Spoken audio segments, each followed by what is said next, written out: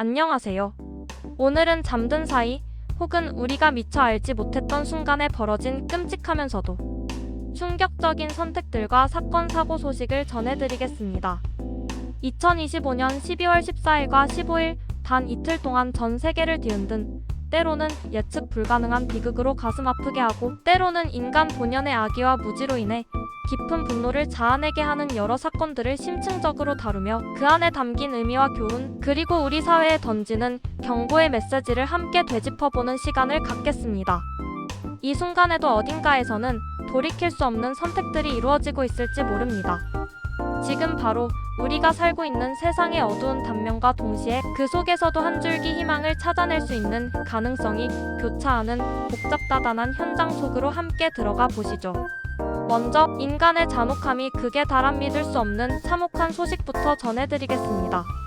2025년 12월 14일 전 세계인들의 사랑을 받는 호주 시드니의 아름다운 본다이 해변이 한순간에 아비규환의 현장으로 변했습니다.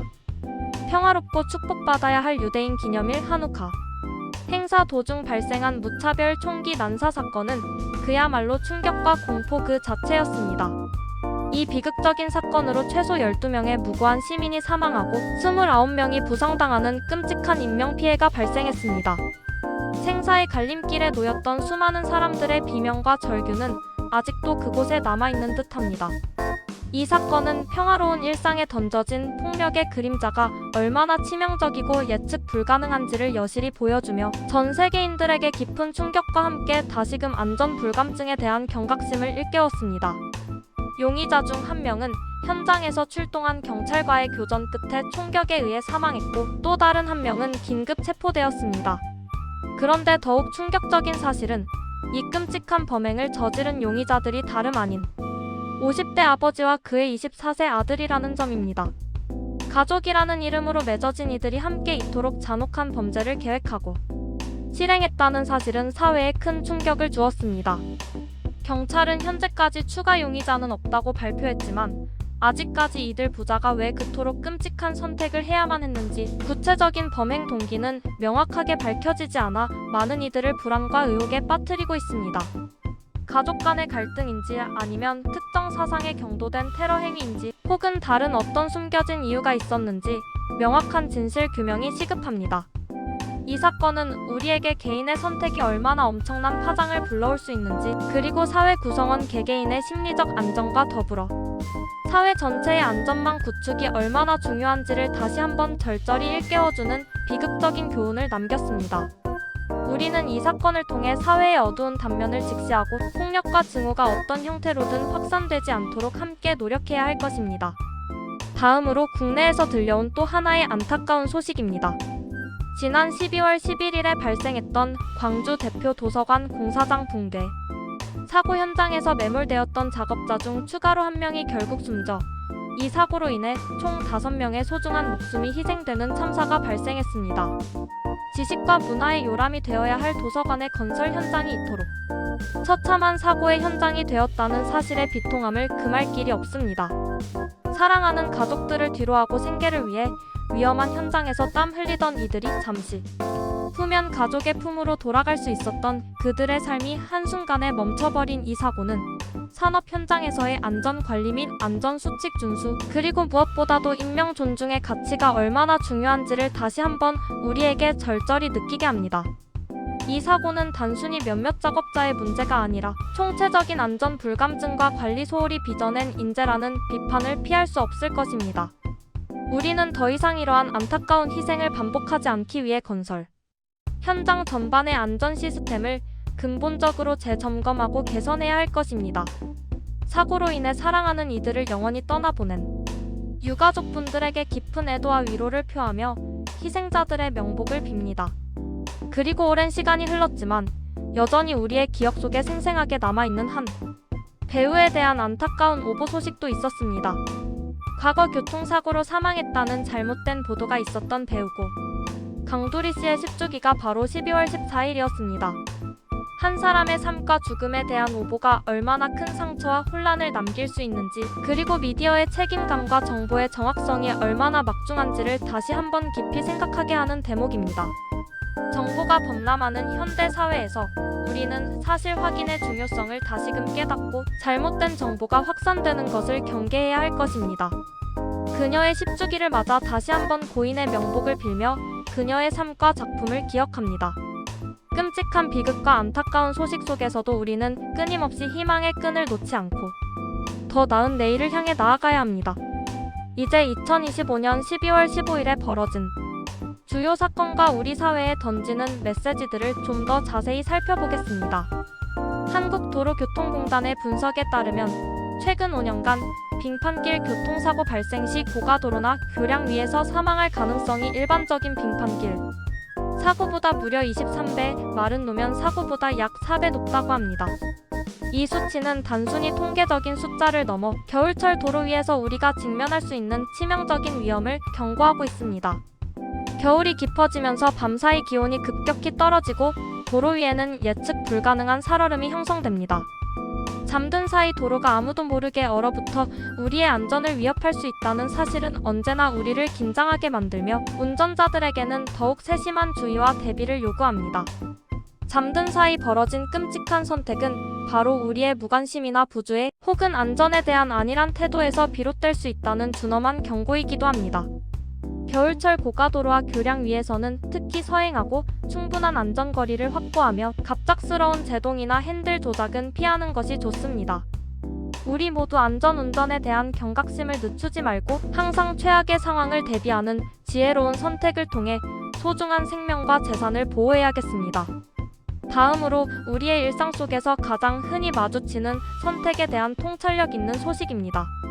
한국도로교통공단이 교통법규 위반 또는 사고로 행정처분을 받은 운전자들을 대상으로 설문조사를 실시한 결과 가장 큰 원인이 놀랍게도 그리고 안타깝게도 운전 중 부주의 44.0%인 것으로 나타났습니다.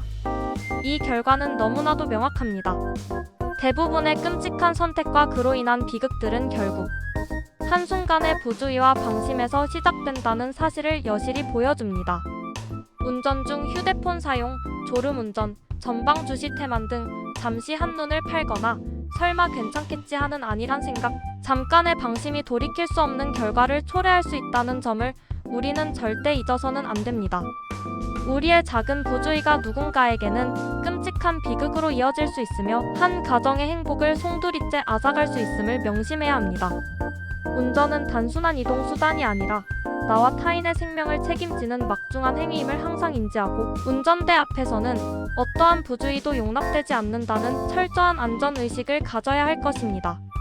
이 통계는 우리 모두에게 선택의 순간에 얼마나 신중하고 책임감 있는 태도를 가져야 하는지를 강력하게 환기시켜줍니다. 다음은 정치적인 격동과 관련된 매우 중요한 소식입니다. 내란 특검은 김건희 여사가 2024년 12월 3일 윤석열 전 대통령의 비상계엄 선포에 관여했다는 의혹에 대해 광범위하고 철저한 수사 끝에 사실이 아니라고 결론 내렸습니다. 그러나 이와 동시에 특검은 윤 전 대통령이 정치적 반대 세력을 제거하고 자신의 권력을 독점하기 위한 불순한 목적으로 계엄을 선포했다고 판단했습니다. 이 소식은 잠든 사이 혹은 우리가 모르는 사이 그리고 국민들의 눈을 피해 은밀하게 벌어진 권력 투쟁의 그림자와 그 선택의 무게가 얼마나 무거운지를 적나라하게 보여줍니다. 한 국가의 최고 권력자가 자신의 정치적 야망과 이익을 위해 헌법적 가치를 훼손하고 국민의 기본권을 침해하려 했다는 의혹은 그 자체로 민주주의의 근간을 뒤흔드는 충격적인 사건이 아닐 수 없습니다. 한 사람의 권력을 향한 끔찍한 선택이 얼마나 큰 사회적 혼란과 분열을 야기할 수 있는지, 그리고 그로 인해 민주주의의 가치와 국민의 자유가 얼마나 심각하게 위협받을 수 있는지를 다시 한번 상기시켜주는 사건입니다. 이처럼 정치적 선택 하나하나가 우리 사회 전체에 미치는 영향은 가히 엄청나다고 할 수 있으며 지도자의 책임감과 윤리의식이 얼마나 중요한지를 깨닫게 합니다. 국민들은 이 사건을 통해 정치적 리더십의 본질과 권력 남용의 위험성에 대해 깊이 성찰해야 할 것입니다. 다음은 끔찍한 비극 속에서도 우리 사회의 따뜻한 인간애와 숭고한 나눔의 소식을 잊지 않는 중요한 소식입니다. 한국도로공사와 고속도로장학재단은 불의의 고속도로 사고로 인해 어려움을 겪는 가정의 자녀 262명에게 총 9억 6,400만 원이라는 거액의 장학금을 전달했습니다. 이처럼 따뜻한 손길을 내밀어준 이 소식은 상실감과 고통 속에서도 희망을 잃지 않고 미래를 향해 나아가려는 이들에게 큰 용기와 위로가 되는 아름다운 선택이라고 할 수 있습니다. 잠든 사이 우리의 곁을 불의의 사고로 떠나간 이들의 빈자리를 완전히 채워줄 수는 없겠지만 남겨진 가족들이 다시 일어설 수 있도록 돕는 이러한 사회적 노력과 관심은 우리 사회를 더욱 밝고 따뜻하게 만드는 중요한 원동력이 됩니다. 이는 단순히 금전적인 지원을 넘어 우리는 당신들을 잊지 않고 있으며 함께 이 어려움을 헤쳐나갈 것이다라는 강력한 연대의 메시지를 전달합니다. 이러한 나눔의 선택들이 모여 우리 사회를 더욱 굳건하고 살기 좋은 곳으로 만들 수 있음을 다시 한번 깨닫게 됩니다. 이외에도 2025년 12월 14일과 15일 이틀 동안 우리 사회의 안전을 지키기 위한 다양한 활동들이 끊임없이 이어졌습니다. 대설, 강풍, 풍랑 등 예측 불가능한 자연재해에 대한 안전 상황 관리와 관련된 소식들이 쏟아져 나왔고 동시에 수많은 화재 및 구조 구급 활동 상황들이 보고되었습니다. 우리는 잠든 사이에도 그리고 우리가 모르는 수많은 순간에도 우리의 안전과 생명을 지키기 위해 밤낮 없이 애쓰는 숨은 영웅들의 헌신적인 노력이 계속되고 있다는 사실을 절대 잊지 말아야 합니다. 소방관, 경찰관, 해양경찰, 그리고 의료진 등 우리의 안전을 위해 자신의 몸을 아끼지 않는 이들의 희생과 헌신이야말로 우리 사회가 유지되는 가장 강력한 힘입니다. 이 모든 사건들은 결국 우리 사회의 일상 속에서 벌어지는 수많은 선택들의 결과입니다.